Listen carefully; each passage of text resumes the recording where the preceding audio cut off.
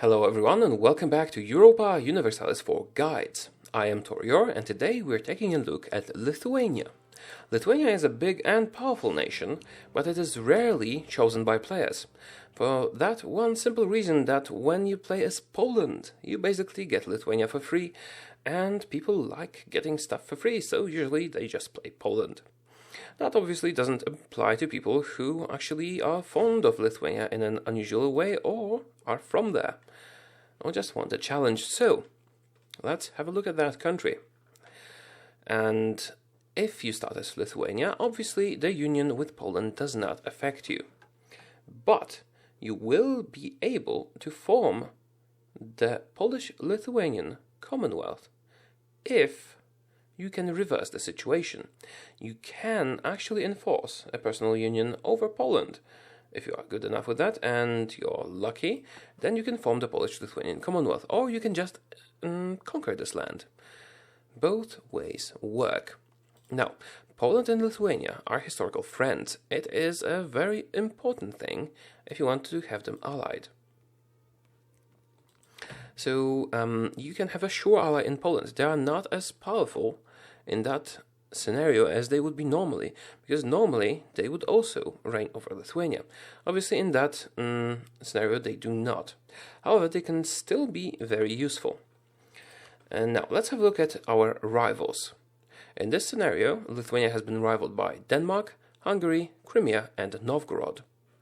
Now Denmark can go either way, and Crimea is a very common country that rivals Lithuania. As Lithuania, you are in a very good position of being on the outskirts of Europe, while also being able to conduct normal diplomacy with the European countries. So you can expand eastwards very aggressively and still be considered a European nation when you have contact with other nations in Europe. Okay, first let's discuss early expansion. I believe your top priority early on should be to make it possible for you to get Western focus, which is basically free Westernization. To do that, you will need to conquer Prague or Danzig. Danzig is obviously easier to conquer than Prague. Oh, that is unusual. Teutonic Order considers us to be their friends, which is weird actually. They usually don't do that. Nevertheless, we can actually rival the Teutonic Order, and we will want to conquer them. So one of the options that we have is actually make some early allies and then attack the Teutonic Order early on and take Danzig for ourselves. Now, Poland should be willing to join, but you can't let them take Danzig. The Livonian Order you will also want to conquer. However, if you can get them into an alliance with you and also rival the Teutonic Order right away, they will not help you against them, but they should not help them against you, which will make the war more manageable, and you can even not take Poland with you. Okay, so I could even try it right now. Let's think about it. However, when you have taken Danzig, it will be good to take all the coast if you can. However, that will strain your relations with Poland. If you work on that enough, you form an alliance beforehand, get a royal marriage, improve relations, and so on, you should be fine. But be cautious and remember that you might lose this alliance if you take those lands. However, I think a free Westernization from Danzig is worth more than that. Now, the Livonian Order and Riga you will want to eventually conquer. However, normally I would not prioritize that. Normally I would prioritize taking Danzig. If you don't want to invade the Teutonic Order or want to make sure that you're friendly with Poland, you can postpone taking that land, but then there's also always a possibility that someone will snatch Danzig from you. Now, with Livonian Order and Riga, you can basically take them anytime you want, unless they form any powerful alliances, but the Livonian Order usually doesn't. So as I said, I would recommend forming a quick alliance with the Livonian Order and then rivaling the Teutonic Order, which should block them allying each other, although they are historical friends, so it might not work. I'll check it in a little while. Now, other avenues of expansion. Muscovy is a perfect target for us. However, we can't really deal with them alone because they have almost limitless manpower. So, first, form an alliance with some of their enemies. Unfortunately, Novgorod hates us as well. No, we rivaled them. Yes, sorry, they rivaled us. Novgorod hates us as well as Muscovy, so in that scenario it is not an option. However, other parties, like for example Kazan or the Golden Horde, could maybe be persuaded. In this situation they are hostile, but that is subject to change. But your most sure way out of this is to ally Poland and wait to accumulate enough favors, and then together strike at Muscovy and break them. You will need to break them, because if you don't, they will become a very big threat. So you'll need to take some provinces from them. Now, Crimea is a good target, especially early on, because they're weak and don't have friends. But if they form an alliance with the Ottomans, it will be too difficult to attack. Crimea also offers another opportunity. If you can't get to Danzig or Prague, which I wholeheartedly recommend, you could westernize, and being connected to Genoa might let you do that after you have taken some land from the Livonian Order in Riga and destroyed them, so that you will have a neighbor that is western. But it is usually not necessary, because you will either have Livonian, Teutonic, or Riga as allies, or if you take all of that, you will have Pomerania. So it should not be necessary for westernization. Also, westernization as Lithuania, if you can't do western focus, is really not advised by me. I really recommend that you just take Danzig, westernize, and move on from there. You can also expand into Novgorod, which will be very helpful in securing a good trade position. If you take those 4 provinces, you will have a very big impact on the trade at the Novgorod trade node, from which you will move to the Baltic Sea trade node. So, if you actually follow my first recommendation and go down to Danzig, take Danzig, and then you take stuff from Novgorod, and sometime later you annex the Livonian Order in Riga, you will basically control half of the trade in the Baltic Sea, which will be a tremendous income. Now, Crimea is a good target, but it depends on their allies, and so is Theodoro. When it comes to Theodoro, you could try to do diplomatic vassalization. If you conquer Crimea so that you border Theodoro, they might actually agree to be a vassal, which can be useful if you feed them enough. However, I am getting into too much detail. Golden Horde is also a good target, so as in Lithuania, you are surrounded by tons of good targets, while also have the possibility of getting good allies. If you could get an alliance with Austria, that would be very advisable. So if you improve relations with them, maybe get a common rival if they rival someone around here, like Denmark, and improve relations, form a royal marriage, then they should accept an alliance with you, and that should be very beneficial. Now, Denmark in that situation hates us, but they can also be an ally. And I think that's about it in our foreign policy. Make friends with Poland, conquer the Teutonic Order up to Danzig. You don't need to take all the land, because that will incur a lot of aggressive expansion, but you need to take enough to get to Danzig itself. So I'd probably recommend taking Ortelsburg, which is not the current name, Ostruda, Marienburg, and then Danzig. This way, you will not have a direct border with Poland in here, and Poland starts wanting those 2 provinces. You won't be taking any of them, so they will dislike you for that, but not immediately. And you will cut them off from the remaining provinces, and you will get access to the required, province of Danzig, while also getting a strong economic base. But you do start with a strong one already. Now, after that, I would recommend that you watch out for coalitions, make sure you don't get any, and then, if it's still available, conquer some stuff from Novgorod. Unless they're friendly, then you might want to ally them against Muscovy.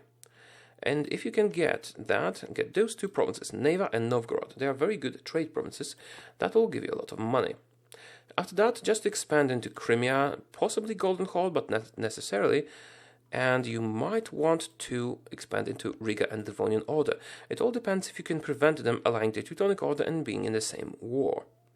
If they are in the same war, you can start annexing them right away, but then make sure that you don't trigger coalitions. Once you have absorbed the Livonian Order, Riga, half of the Teutonic Order, and some of Novgorod, you will have a very strong presence in the Baltic area. And in the meantime, you might also want to take care of Crimea. I would advise against engaging the Ottomans. You really don't have much to gain from that, and they are very powerful and can be problematic. Golden Horde, it depends on what you want. They should be easy to beat as Lithuania, and you can get a lot of land over here and then expand into Siberia. But after you have expanded and asserted your dominance, you should have enough favors with your ally Poland, or maybe other allies like Denmark and Austria. It all depends on the dynamic situation, and maybe even Novgorod, and maybe even the Livonian Order. It all depends. Then you should strike against Muscovy. Make sure that your forces are overwhelming. So, for example, it's you and Poland against them, or you, Poland, and someone else against them and someone else. Why? Well, because Muscovy has tons of manpower, and you suffer lots of attrition in this land. So you need to have way more troops than them if you actually want to succeed. On the plus side, their capital, Moskva, is very close, so you should be able to siege it easily. However, you get tons of attrition in the area. Now, internal matters.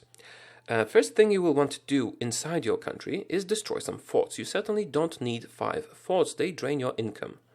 So, if you intend to be friends with Poland, I would definitely destroy those 2 forts. Braslav can be useful against Crimea, but your forces will be so overwhelming that they shouldn't be able to do anything anyway. So I would start by destroying those 2 forts, because every fort, when it's enabled, costs you 1 ducat per month, and when it's disabled, it costs you half, and that's a lot of money. Now, I would probably keep Smolensk, because it's good to have a fort on your border with Muscovy. I think I'd destroy Polotsk. It can be useful to prevent people coming from Muscovy through here, but you should be able to deal with them anyway. I leave that to you. If you are good with dealing with struggling armies, then you might want to destroy it. If you're not that good with it, you might want to keep it. But if you, in the meantime, conquer Novgorod or the Livonian Order, you should have forts that will take over this fort's responsibility, either in Novgorod or in Latgalia. So I will destroy Polotsk fort. Now, your capital fort in Vilna actually, you might want to keep it, you might want to destroy it, depending on how confident you feel about defending your capital. You don't want to let your capital fall, but even if you destroy the fort, it will still have a small garrison. So if you are good with moving your armies around quickly and distributing them properly and so on, you might want to destroy it if you will be able to protect it yourself. If you don't feel confident enough, you might want to keep it. Now, regardless whether you keep them or not, make sure that you disable the forts, because they will be draining your income. Also, always do that at the beginning of the game, always decrease army maintenance and so on. This is important. You start with a very big army of 30,000, which you can use quite effectively, and with a rather good king. 4 for 1 is decent. Alright. So, to reiterate, attack the Teutonic Order and get to Danzig. Then expand around, and when you're strong enough, destroy Muscovy. Then just keep expanding. Poland is a good ally for you. Austria and Denmark, and maybe Hungary are possible allies as well as Livonian Order and Novgorod.